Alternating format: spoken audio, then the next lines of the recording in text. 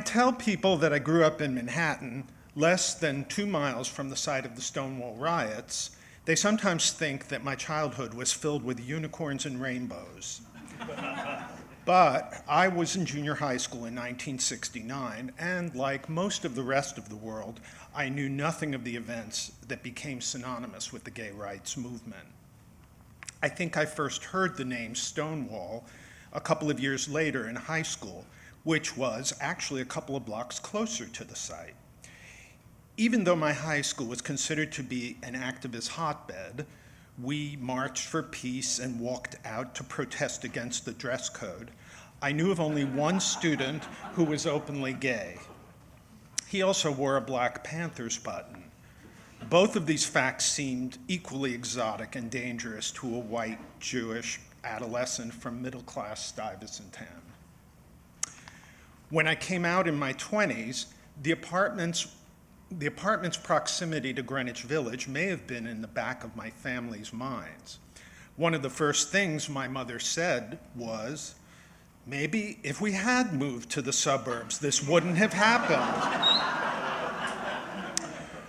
I'm not quite sure whether she thought that a greater distance from the city's premier gayborhood or merely the salubrious effects of a backyard would have straightened me out.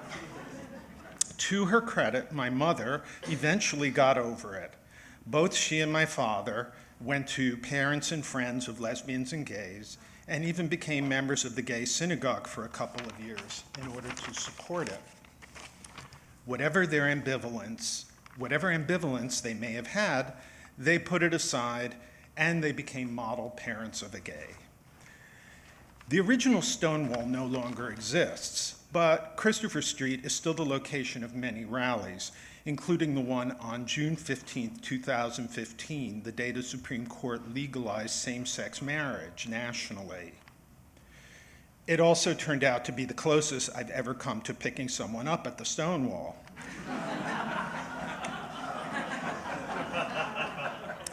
When I finally got up the nerve to approach a handsome man leaning against a building just west of the now iconic bar, he turned out to be a charming visitor from London. He also turned out to be straight.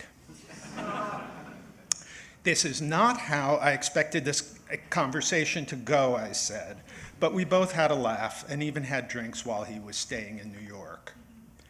While the Londoner and I were talking, my phone rang. It was my mother, excited about the Supreme Court decision. "Don't feel you have to run off and rush to get married," she mock admonished me. By that time, my mother had been a widow for a year, and I had lost my husband 4 years earlier, words I couldn't have imagined writing in 1969. In the intervening years, the Stonewall went through its own changes. It closed in 1970, and the space was occupied by businesses ranging from a pizza joint to a bagel shop before reopening as a bar in 1990.